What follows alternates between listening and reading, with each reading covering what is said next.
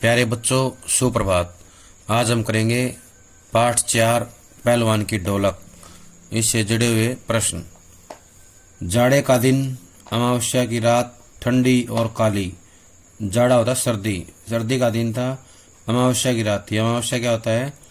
हर महीने में 15 दिन बाद, या जो एक दिन अमावस्या होती है और एक दिन जो है पूर्णिमा होती है। जो अंधेरा होता है जिन दिनों में कृष्ण पक्ष कहा जाता है उसको, कृष्ण पक्ष के अंतिम दिन में अमावस्या आती है, 15वें दिन। ऐसे ही शुक्ल पक्ष में जो है 15वें दिन पूर्णिमा होती है। तो ये एक तिथि विशेष है अमावस्या। रात ठंडी और काली, काली माने अंधेरा, यानी कृष्ण पक्ष है तो काला तो होगा, अंधेरा होगा। रात ठंडी थी, सर्दी का मौसम था, इसलिए रात को ठंड थी।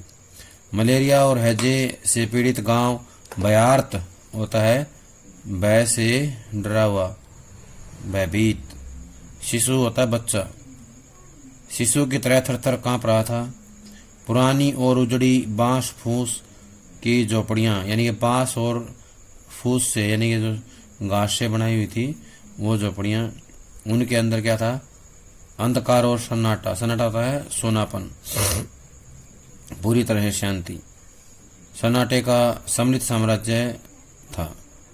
अंधेरा और निस्तब्धता। निस्तब्धता होता है नीरवता या शांति, पूरी तरह शांत माहौल था, कहीं कोई हलचल नहीं थी। अंधेरी रात चुपचाप आंसू बहा रही थी। निस्तब्धता निस्तब्धता करुण सिसकियों और आहों को बलपूर्वक अपने हृदय में ही दबाने की चेष्टा कर रही थी। आकाश में तारे चमक रहे थे, पृथ्वी पर कहीं प्रकाश का नाम नहीं था। आकाश से टूटकर यदि कोई भावुक तारा पृथ्वी पर जाना भी चाहता तो उसकी ज्योति और शक्ति रास्ते में ही शेष हो जाती। अन्य तारे उसकी भावुकता अथवा असफलता पर खिलखिलाकर हंस पड़ते। सियारों का क्रंदन, सियार होता है गीदड़, और पेचक होता है उल्लू, क्रंदन होता है रोना। पेचक की डरावनी आवाज कभी कभी निस्तब्धता को अवश्य भंग कर देती थी। गांव की झोपड़ियों से कहराने और कह करने की आवाज, हरे राम, हे भगवान की टेर होता है पुकारना, अवश्य सुनाई पड़ती थी। बच्चे भी कभी कभी निर्बल कंठों से, निर्बल होता कमजोर, शक्तिहीन कंठों से माँ माँ पुकार कर रो पड़ते थे। पर इससे रात्रि की निस्तब्धता में विशेष बाधा नहीं पड़ती थी। कुत्तों में परिस्थिति को ताड़ने की एक विशेष बुद्धि होती है। ताड़ना माने पहचानना। वे दिन भर राख के गुरों पर गठरी की तरह सिकुड़कर मन मारकर पड़े रहते थे। संध्या या गंभीर रात्रि को सब मिलकर रोते थे। रात्रि अपनी भीषणताओं के साथ चलती रहती और उसकी सारी भीषणता को ताल ठोक कर ललकारती रहती सिर्फ पहलवान की ढोलक। संध्या से लेकर प्रातःकाल तक एक ही गति से बजती रहती, चट धा गिड़ धा, चट धा गिड़ धा, यानी आ जा भिड़ जा, आ जा भिड़ जा। बीच बीच में चट्टाक चट धा, चट्टाक चट धा, यानी उठाकर पटक दे, उठाकर पटक दे। यही आवाज मृत गांव में संजीवनी शक्ति बढ़ती रहती थी। लुट्टन सिंह पहलवान, यूं तो वह कहता था, लुट्टन सिंह पहलवान को होल इंडिया भर के लोग जानते हैं। यहाँ से जुड़े हुए प्रश्न देखें। पहला प्रश्न ये आएगा, पहलवान की ढोलक पाठ में किस ऋतु का वर्णन किया गया है? तो इसका उत्तर आएगा शरद ऋतु या जाड़े का। शरद ऋतु या जाड़े का वर्णन किया गया है। फिर बताएंगे, इसमें क्वेश्चन आएगा, किस रात का वर्णन किया गया है? अमावस्या की रात। कौन सी रात है? अमावस्या की रात का वर्णन किया गया है। अमावस्या की रात कैसी थी? ठंडी और काली, ठंडी और काली थी। गांव किससे डरा हुआ था? मलेरिया और हैजे से। गांव जो है मलेरिया और हैजे की बीमारी से डरा हुआ था, पीड़ित था। किसकी तरह था? बयार्त शिशु की तरह। बयार्त शिशु की तरह जो है थर थर कांप रहा था। प्रश्न ये भी आ सकता है कि गांव किस तरह कांप रहा था, तो बताना है बयार्त शिशु की तरह।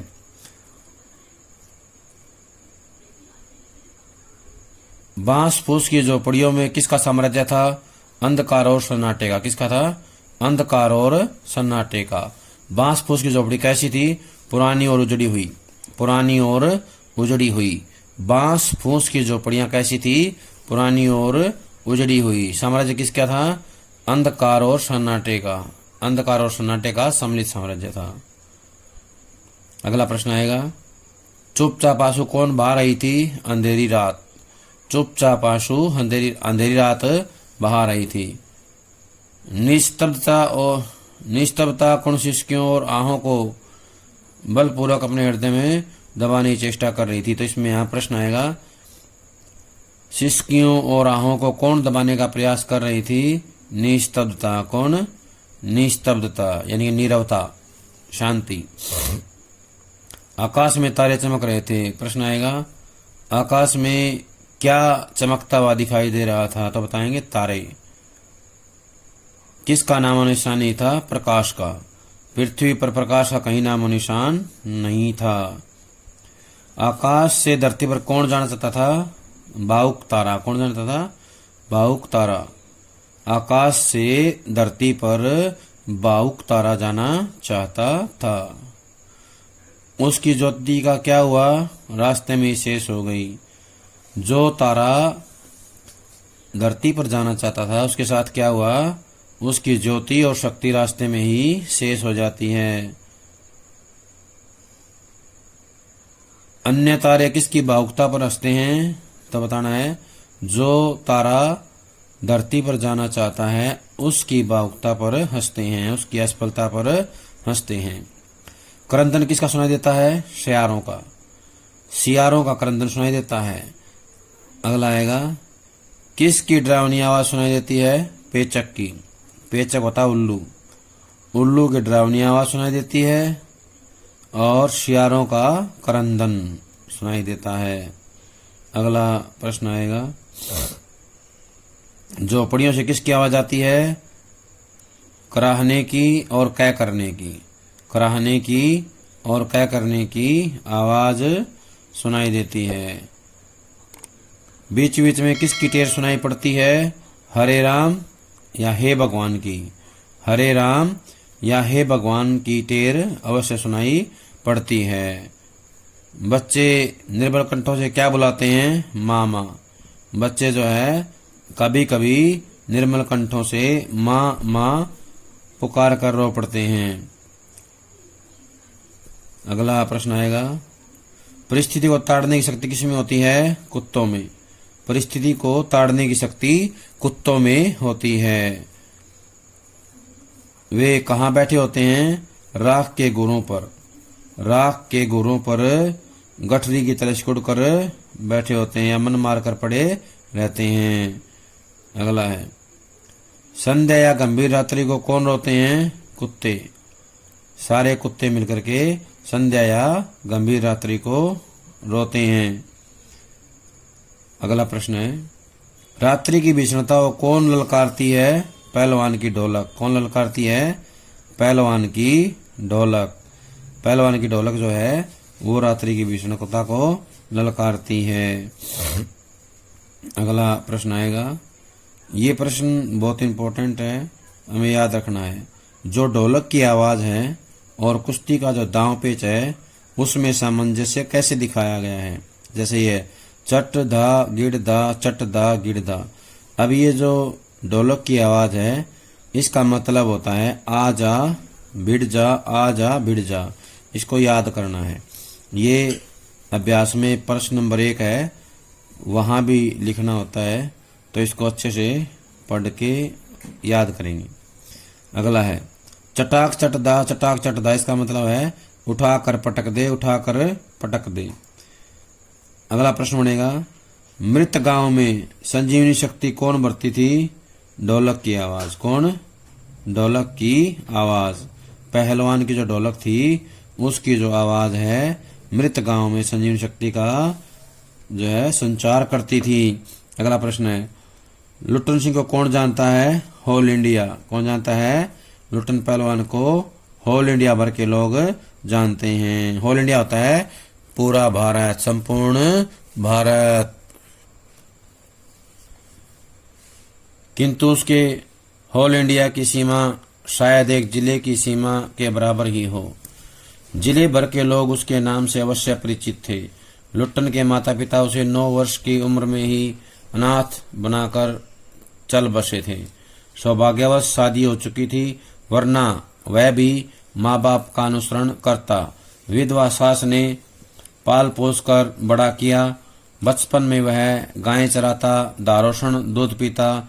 दारोषण होता है थनों से सीधा दूध पीना, थनों से सीधा गर्म दूध पीना, और कसरत किया करता था।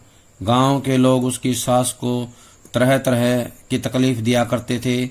लुट्टन के सिर पर कसरत की धुन लोगों से बदला लेने के लिए ही सवार हुई थी। नियमित कसरत ने किशोरावस्था में ही उसके सीने और बाहों को सुडौल तथा मांसल बना दिया था। जवानी में कदम रखते ही वह गांव में सबसे अच्छा पहलवान समझा जाने लगा। लोग उससे डरने लगे और वह दोनों हाथों को दोनों ओर 45 डिग्री की दूरी पर फैलाकर पहलवानों की भांति चलने लगा। वह कुश्ती भी लड़ता था। एक बार वह दंगल देखने श्यामनगर मेला गया। पहलवानों की कुश्ती और दांव पेच देखकर उससे नहीं रहा गया। जवानी की मस्ती और ढोल की ललकारती हुई आवाज ने उसकी नसों में बिजली उत्पन्न कर दी। उसने बिना कुछ सोचे समझे दंगल में शेर के बच्चे को चुनौती दे दी। शेर के बच्चे का असल नाम था चांद सिंह। वह अपने गुरु पहलवान बादल सिंह के साथ पंजाब से पहले पहल श्यामनगर मेले में आया था। सुंदर जवान, अंग प्रत्यंग से सुंदरता टपक पड़ती थी। 3 दिनों में ही पंजाबी और पठान पहलवानों के गिरोह के अपनी जोड़ी और उम्र के सभी पट्टों को पछाड़कर उसने शेर के बच्चे की टाइटिल प्राप्त कर ली थी। इसलिए वह दंगल के मैदान में लंगोट लगाकर एक अजीब किलकारी भरकर छोटी दुल्की लगाया करता था। देसी नौजवान पहलवान उससे लड़ने की कल्पना से भी घबराते थे। अपनी टाइटिल को सत्य प्रमाणित करने के लिए ही चांद सिंह बीच बीच में दहाड़ता फिरता था। श्यामनगर के दंगल और शिकार प्रिय वृद्ध राजा साहब उसे दरबार में रखने की बातें कर ही रहे थे कि लुट्टन ने शेर के बच्चे को चुनौती दे दी। सम्मान प्राप्त चांद सिंह पहले तो किंचित उसकी स्पर्धा पर मुस्कुराया, फिर बाज की तरह उस पर टूट पड़ा। शांत दर्शकों की भीड़ में खलबली मच गई। पागल है, मरा। पर वाह रे बहादुर! लुट्टन बड़ी सफाई से आक्रमण को संभालकर निकल कर उठ खड़ा हुआ और पैंतरा दिखाने लगा। राजा साहब ने कुश्ती बंद करवाकर लुट्टन को अपने पास बुलवाया और समझाया। अंत में उसकी हिम्मत की प्रशंसा करते हुए 10 रुपए का नोट देकर कहने लगे, जाओ मेला देखकर घर जाओ। तो इससे जुड़े हुए प्रश्न देखें। पहला प्रश्न ये होगा कि लुट्टन के होल इंडिया की सीमा कितनी थी? तो बताना है 1 जिले के बराबर। शायद 1 जिले की सीमा के बराबर जो है उसके होल इंडिया की सीमा थी। जिले भर के लोग उसके नाम से परिचित थे। तो बताना है लुट्टन सिंह को कितने लोग जानते थे? तो बताना है जिले भर के लोग जानते थे। लुट्टन कितने वर्ष की आयु में या उम्र में अनाथ हुआ? तो बताएंगे 9 वर्ष। लुट्टन जो है 9 वर्ष की उम्र में अनाथ हुआ। अनाथ होता है बेसहारा। लुट्टन की शादी कब हुई? बचपन में ही। लुट्टन की शादी बचपन में ही हो गई थी। अगला प्रश्न आएगा, लुट्टन का पालन पोषण किसने किया? उसकी विधवा सास ने। लुट्टन का पालन पोषण उसकी विधवा सास ने किया। लुट्टन जो है क्या काम करता था? गाय भैंस चराने का, गाय चराने का काम करता था। दूध कैसा पीता था? दारोषण, दारोषण दूध पीता था और कसरत करता था।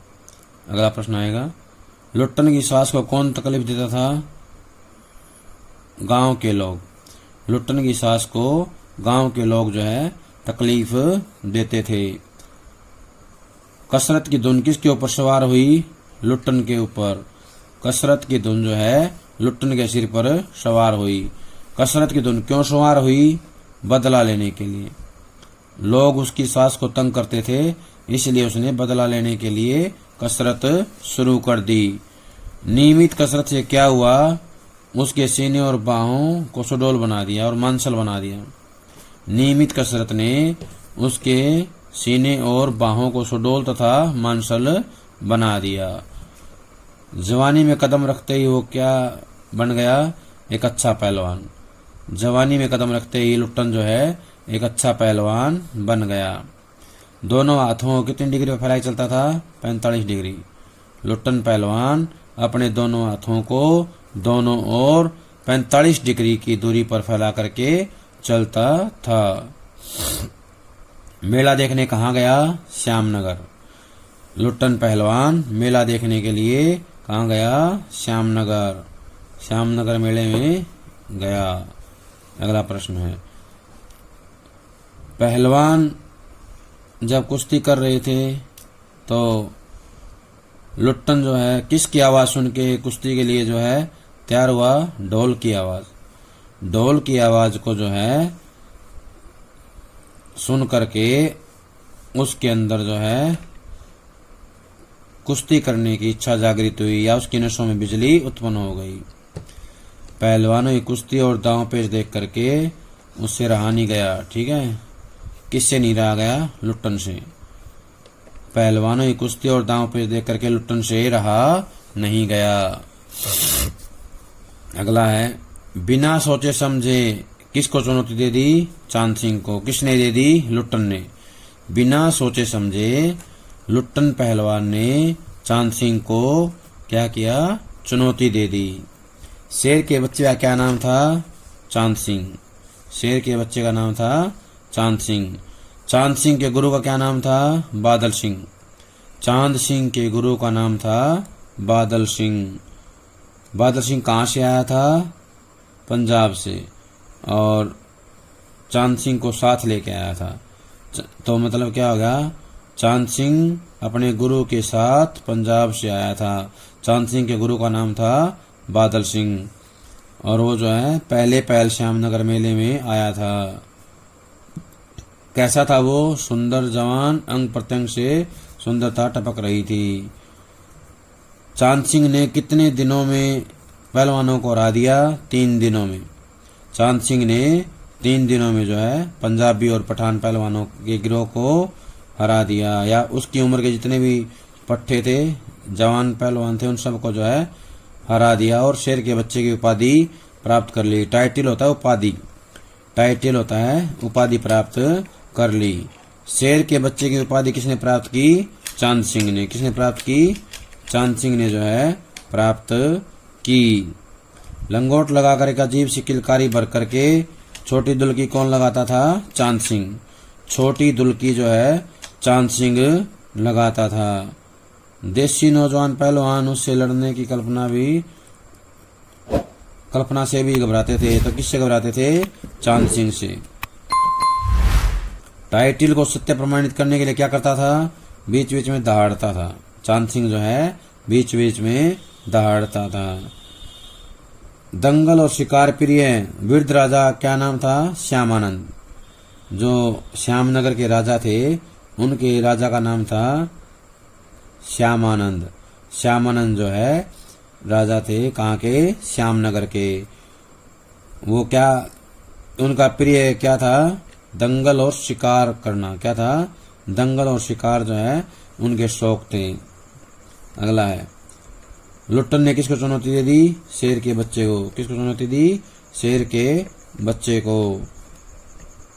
सम्मान प्राप्त चांद सिंह पहले तो किंचित उसकी सफलता पर मुस्कुराया। तो प्रश्न यहाँ बनेगा, किसकी सफलता पर मुस्कुराया? लुट्टन की। लुट्टन की सफलता पर मुस्कुराया। फिर बाज की तरह उस पर टूट पड़ा। तो प्रश्न आएगा, बाज की तरह कौन टूट पड़ा? चांद सिंह। किसके ऊपर? लुट्टन के ऊपर। बाज की तरह चांद सिंह जो है लुट्टन के ऊपर टूट पड़ा। अगला है, खलबली किस में मच गई? भीड़ में। शांत दर्शकों की भीड़ में जो है खलबली मच गई। अगला प्रश्न है, सफाई से आक्रमण को किसने संभाला? लुट्टन ने। सफाई से आक्रमण को लुट्टन ने संभाल लिया और उठकर खड़ा होकर क्या किया? पैतरा दिखाने लगा। सफाई से अपने आप को संभाला और उठ करके पैतरा दिखाने लगा। पैतरा होता दांव, दांव दिखाना। कुश्ती किसने बंद करवा दी? राजा साहब ने। कुश्ती बंद करवा दी किसने? राजा साहब ने। प्रश्न आएगा, राजा साहब ने किसकी प्रशंसा की? लुट्टन की हिम्मत की। किसकी की? लुट्टन की हिम्मत की प्रशंसा की।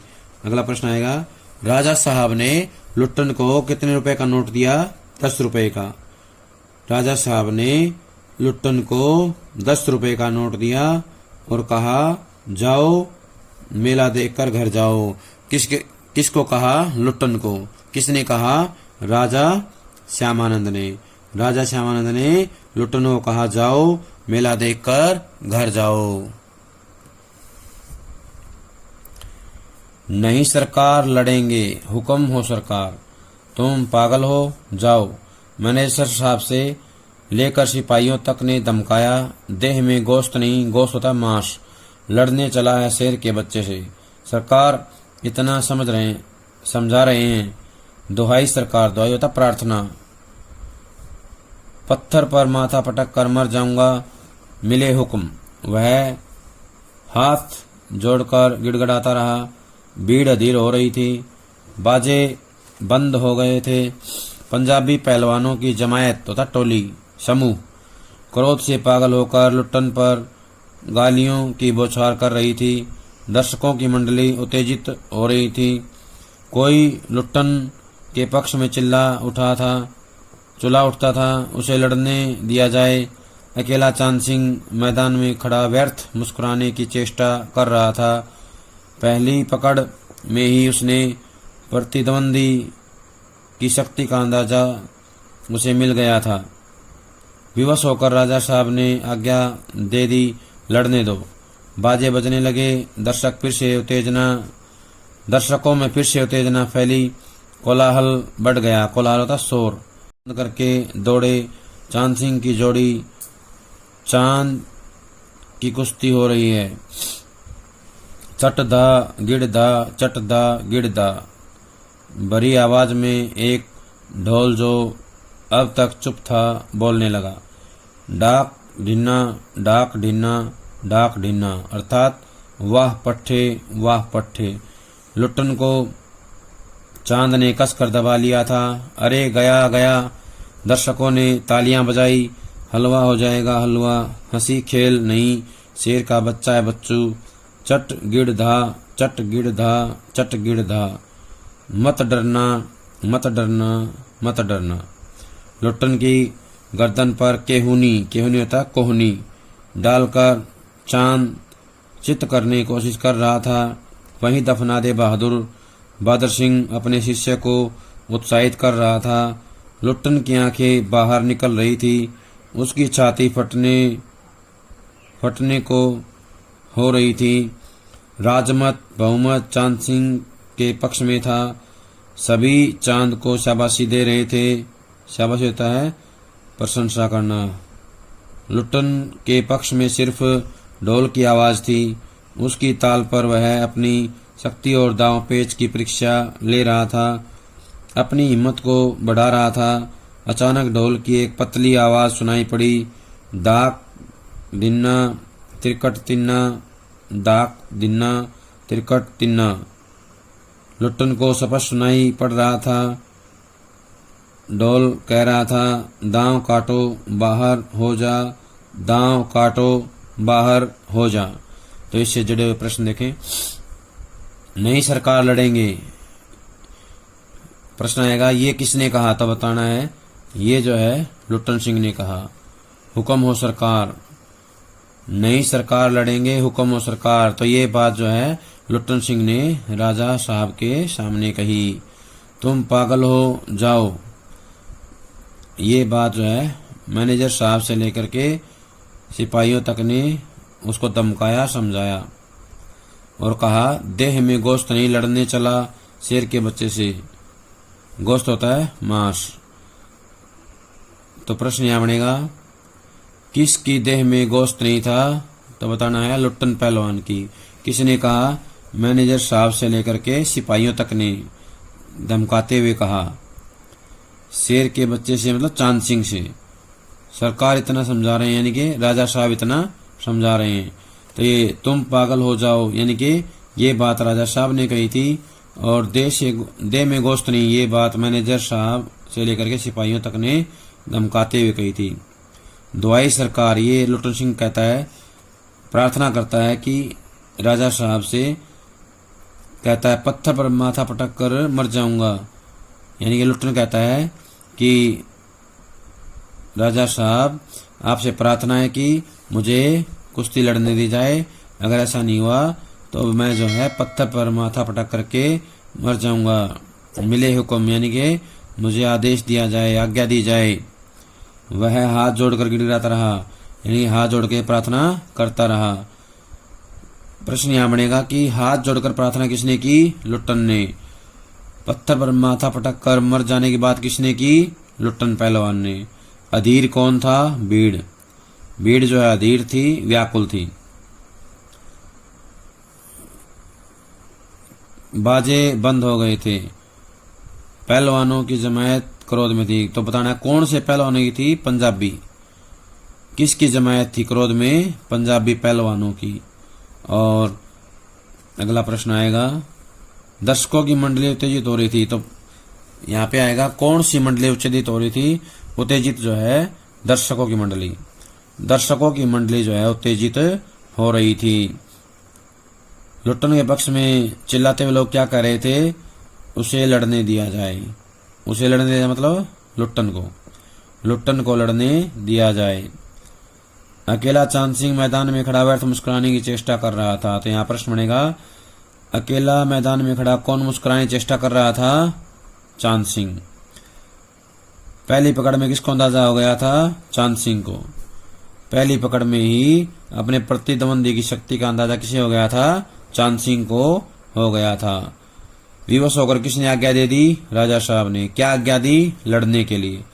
विवश होकर राजा साहब ने लड़ने की आज्ञा दे दी। किसको दे दी, लुट्टन पहलवान को। बाजे बजने लगे।